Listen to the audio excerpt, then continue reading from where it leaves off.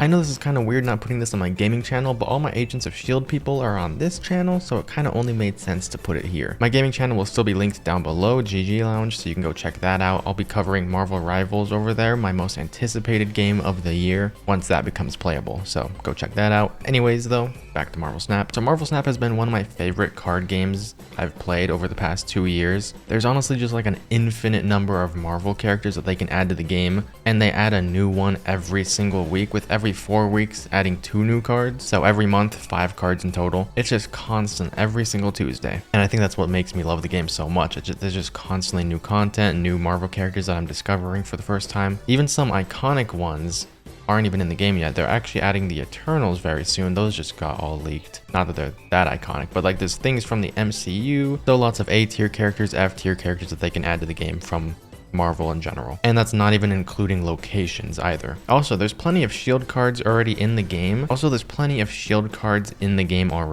Such as Agent Coulson, you got Nick Fury, the Quinjet, Helicarrier, Maria Hill, Daisy Johnson, aka Quake, and you got locations like the Hub, the Triskelion, and so on. But we've yet to have a proper Agents of S.H.I.E.L.D. season inspired from the TV series, which in my opinion, at this point, after I've been watching it for nearly a year now on the channel, reacting to it, is the best live action Marvel content that we've gotten. And I think anyone that's seen the series can agree. By the time this video is going up, I think we're about to be on season 5 of the series, so go check out my reactions to all that. It has been my favorite thing on the channel to react to by far. But yeah, anyways, I decided to make my own Marvel Snap cards for certain characters that I want from the series to enter into the game. And I've also got some spicy locations from the series that I think should be in the game as well. Now, these aren't the only ideas I have, so definitely let me know down below if I should make a part 2 to this with even more characters from the series, even more locations, or even what your ideas for certain characters or cards would be in the game. But here we go, let's hop into the cards that I made. Let's start with our favorite duo, Fitz and Simmons. Also, if you don't understand how Marvel Snap works, I guess I should explain that really quickly, so you can skip to this timestamp if you already know how it works. Basically, a card has a blue text at the top left, yellow text at the top right. The blue is how much energy you need to spend to place that card on the map. The yellow is how much power that card offers. There's also 3 locations on the map that you can play at that all have different effects. For example, one might pop up and it's the Hub. It'll give each player a random card in their hand. You might get the Sewer System, which makes it so every card played at that location has -1 power. But yeah, each player starts the game with 1 energy, and every single round up to 6 rounds usually, you get an extra energy. By turn 6, both players will have 6 energy to spend on their cards. And cards usually range in power from 1 to 6, but there's some that go to 0, some that go to like 9 or 7. In that case, you have to play cards that generate more energy for you to play those, but that's all. But all of that doesn't really matter. Basically, 3 locations, you play cards there, and by the end, you have to be winning 2 locations to win the match. That's the absolute basics of it. There's a lot more complex stuff that goes into it, and so many different ways that you can outplay the opponent with certain locations and cards. Yeah, anyways, back to Fitz and Simmons. Maybe one day I'll actually get an artist to design these cards. I think that would be really cool. But for now, we're just taking pictures from the show.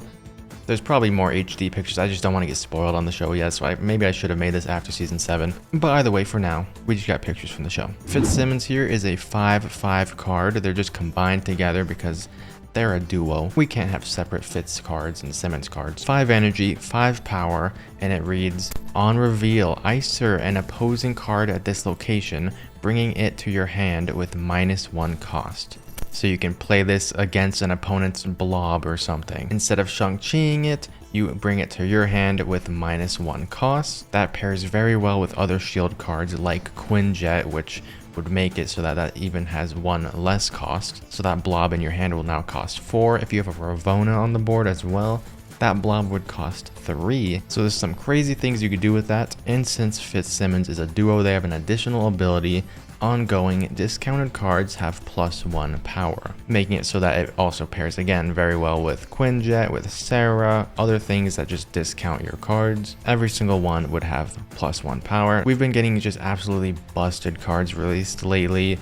that don't really have a negative side to them, like Hope Summers. She's just a 3/3. You would think she's like a 3/0 with the kind of power she outputs. But yeah, cards that just have insane abilities on them, but also give a positive power rate for how much energy they cost. So I thought this would fit pretty well in the current meta of the game. If this was back to like 1 year ago, this would probably be like a 5/2 or something. But at this point, cards are just releasing absolutely busted and then getting nerfed later. Never in a million years did I think Blob would be discounted by Ravonna with how huge he is. But yeah, they have 2 abilities here. Now some people might be like, wait, cards can't have an on reveal and ongoing, but we already have one and have had one for a very long time in the game, and that is Electro. Electro has an on reveal effect and an ongoing effect. Obviously someone could still Enchantress the ongoing effect of FitzSimmons here, or they could steal it from themselves. The main drawback that makes this card not as good as some other cards is that, again, you can't choose which card you're taking from the opponent here. If their lane has 4 cards in it, you're just going to get a random one. You might end up getting a Ant-Man or something when you want their Iron Man. And you don't just simply steal it to your side like Baron Zemo or anything. It goes back to your hand, so you still have to spend energy to play it. Either way, I really want FitzSimmons in the game, and I think this would be a perfect ability for them. I mostly wanted to make the shield cards all pair together, as they already kind of do. So I think this with Quinjet would just be absolutely amazing. You put down a Quinjet on turn 1, you place a Coulson later on, and he generates cards for your hand that are now discounted because of Quinjet. But then you also know that those cards that Coulson just generated for you are going to have +1 power because you're going to be playing FitzSimmons later as well. It all just mishmashes and makes perfect sense into a shield archetype that we really need in the game, because shield archetypes right now are not that great, and I think this would help it a lot. So let's really quickly hop over to a location. Right here we got Maveth from season 3. Now Maveth reads, at the end of each turn, if there is only 1 card here on your side, it switches sides. If your card is alone here, it will get hive-minded by Hive basically on Maveth and switch over to the enemy side. That's kind of the lore behind this location here. So you never want to play just 1 card. So it kind of forces you to have to play 2 cards on Maveth, or else you get punished for it. I had another idea for this one where the text read differently. It was like, you must play 2 cards here. But then I thought of how they might program that, and you wouldn't be able to like really drag 1 card in and end your turn. It would like, I don't know, they would have to program something so different for that compared to this version, which they can probably easily add. But yeah, maybe it's not a safe place. You've got to play 2 cards there. I think this would be a fun location. We don't really have a location yet in the game that I can think of where you have to place 2 cards. We do have a location in the game where you can't play your first card there, so you have to place something in a different lane, and then you can drag cards over to that one. But this would obviously be different than that. Now, funnily enough, Maveth actually pairs very well with this next card, the inhabitant of Maveth, which is Hive, which I am surprised they don't have him in the game. Now Hive is a 6 cost card. He has 8 power, and he reads, on reveal, steal a random card from your opponent's hand, add it to Hive's location. Now I made this before Baron Zemo was a thing in the game, but now Baron Zemo is a thing. He has a similar mechanic to this, so luckily enough they already have the mechanic in the game. Baron is a low cost card that steals the lowest cost or lowest power card, I forgot. I think lowest cost. He steals the lowest cost card from your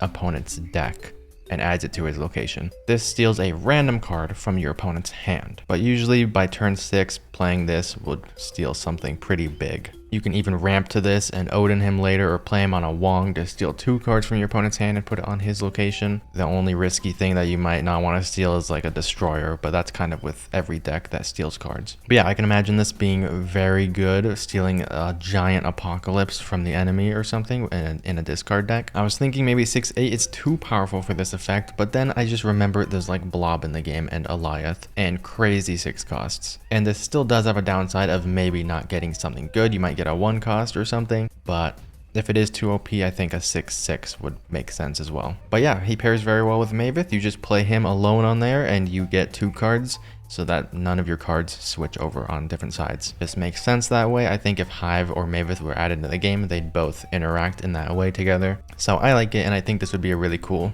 supervillain to have in the game. And it makes sense with his power, which is to possess Inhumans and bring them to his side. Next up, a really fun location, the Framework, my favorite arc so far in Agents of S.H.I.E.L.D. And the Framework reads, add a random extra ability to all cards in each player's hand. I wanted it to have something to do with fixing a regret for like each card, like maybe taking away negative effects on certain cards, but there's not a lot of cards that have really negative effects. And if they do have those negative effects, there's already locations that solve that, like locations that take away ongoings and stuff. So this one just gives everything an extra ability, which I think would be so fun and could make for some of the most chaotic Marvel Snap games out there. Now, we do already have a location where you play a card there, your card does its ability, and then it swaps out with some random other card of the same cost and then does another ability. So it'd be almost similar to that, but not exactly, because this affects the entire match. Basically, let's say you have 6 cards in your hand. This pops up on location 3. All 6 of the cards in your hands just get random abilities on top of the abilities they already have. So let's say you put down a Venom, he does his on reveal and eats everything in that location, but then he has another green text under him that is like Sunspots text or something. So every time you flow energy, he gains power. I think no matter what, whenever this location pops up, people would just snap because they would think they got the best extra abilities on their cards. You might have a double dino that goes down. It has its normal ongoing text of +2 for each card in your hand, but then on top of that, it's got like Iron Man's ability on it or something, so then it doubles. This would just be so much fun. Let me know down below in the comments what your favorite mix of 2 cards would be if the framework was a location. I think this has to come to the game eventually. Maybe it's not the framework, but this text needs to come to the game.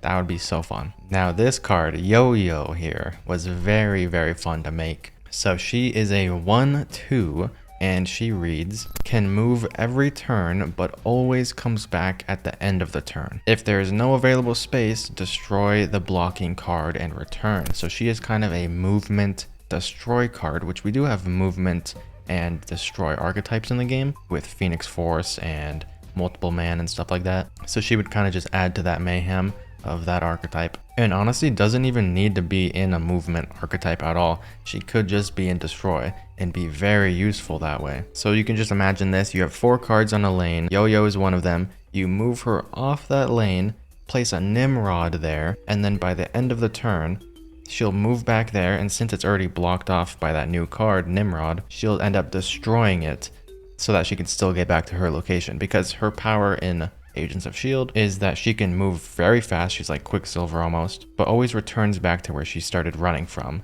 That's why she's a yo-yo. She goes back. So it makes sense with her actual Marvel ability. You need to make room for her or else she'll destroy your own cards, but you can use that to your advantage with something like Nimrod. So you end the turn, she returns back, destroys Nimrod. He spreads to 2 other locations because that's Nimrod's ability. You could destroy a Bucky Barnes, destroy a Wolverine, an X-23. Just use her as a chaotic destroy card, but with the added benefit of being able to move her every single turn. Now, would this just be a better Nightcrawler in every way? Maybe. The thing with Nightcrawler is that you can actually move him once and he'll stay put. Yo-Yo won't stay put. She will move back to her original location. So she never actually moves from the location you originally place her at. She's always bouncing back. But you can still like buff a Kraven every single turn by moving her into it, and then she goes back. So she'll have her place in a destroy archetype, in a movement archetype if you want, but you can't actually move her to a location that's like Sanctum Sanctorum or anything like that. Nightcrawler you can. Would she be better as a 1/1? Would that be more balanced? Maybe, but I think as a 1/2 it makes sense. I want this in the game though.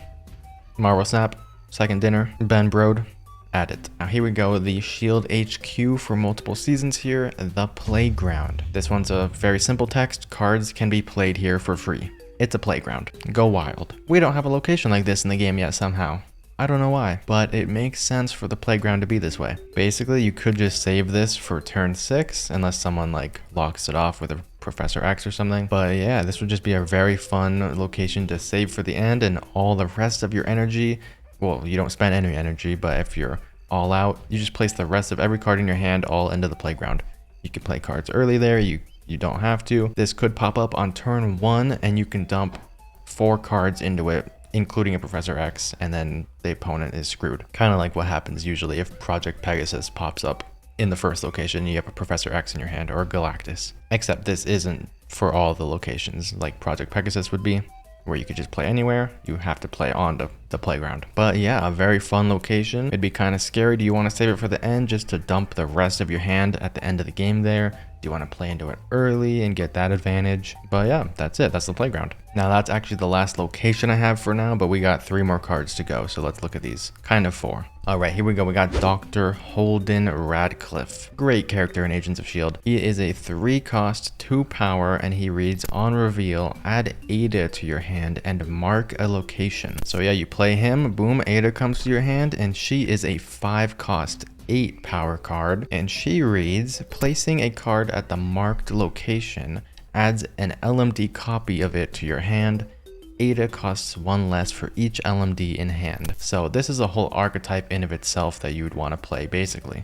Kind of. But much like how there's Thanos archetypes and high evolutionary archetypes, Holden, Radcliffe, and AIDA would be their own archetype together, I feel like. But they'd also just work very well kind of anywhere in the meta. Just like how you can put Thanos kind of with anything, and it's just like a fun gimmick, Radcliffe would kind of be that way. If you're a big fan of cloning VATs, that location where you play a card there and you get a copy of it back to your hand, Radcliffe is your guy because he makes LMD copies of your cards on a certain location. He basically turns a location into cloning VATs for you. But they might mark a bad location. They might mark something that you can't even play into. And he doesn't offer a lot of power, a 3/2. Also, your hand will get filled very fast if you play into cloning VATs, you already know that. But imagine you play Radcliffe on 3, then you go into like Venoms all eating each other and getting LMD copies of Venom in your hand. They can even give it its own effect, like robotic effect for every card in the game, just like how Mr. Negative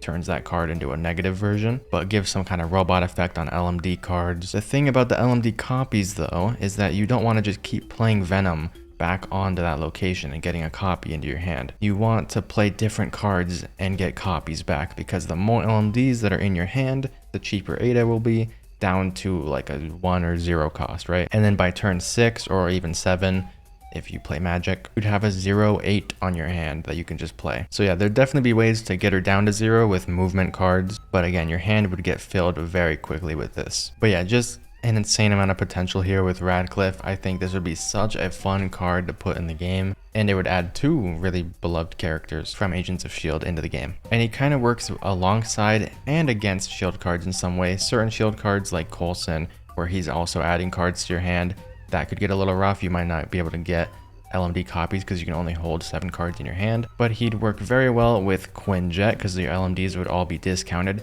as well as FitzSimmons, which if they are discounted with Quinjet, they also have +1 power because of FitzSimmons' ongoing effect. So he's another potential candidate to work in S.H.I.E.L.D. archetypes, but honestly can work anywhere just as well. This would be, I want this card in the game. All these cards that I made, I really want in the game. Oh my gosh. I think they'd be so much fun. Maybe a few balancing tweaks, I don't know, but cloning VATs as a card is amazing. All right, now here we go with Lincoln. He is an Inhuman from Agents of S.H.I.E.L.D. He is a 3 energy, 3 power card, and he reads, your opponent's unspent energy is stored and is available for you to use on turn 6. I also made this card before Red Hulk was out. Now we have a card in the game though with Red Hulk that makes it so that when your opponent has unspent energy, you get benefited from it. So he would pair very well with Red Hulk, and honestly this ability might be too strong. This was the one I was like, this might not work in the game, but I could totally see them adding this as well after I saw like Hope Summers coming up and all these other cards that are just giving you tons of energy. Like this might be too OP, but you play it on turn 3, so at most you're not getting that much energy, right? They have to like really skip a lot of turns or waste a lot of energy for you to actually benefit a ton from it. And it's never guaranteed as well, because they know you have Lincoln, you play him. It wouldn't work with turn 1 or 2 unless he's down on the board somehow with like Project Pegasus or something. So I think this actually would be pretty balanced with the current meta of Marvel Snap. He's just another one of those Hope Summers, Waves, Electros. Would it be more balanced if he was ongoing and the opponent can actually shut it down? Maybe. But Hope Summers isn't ongoing. They can't shut that down. Not easily, at least. It's like a couple cards.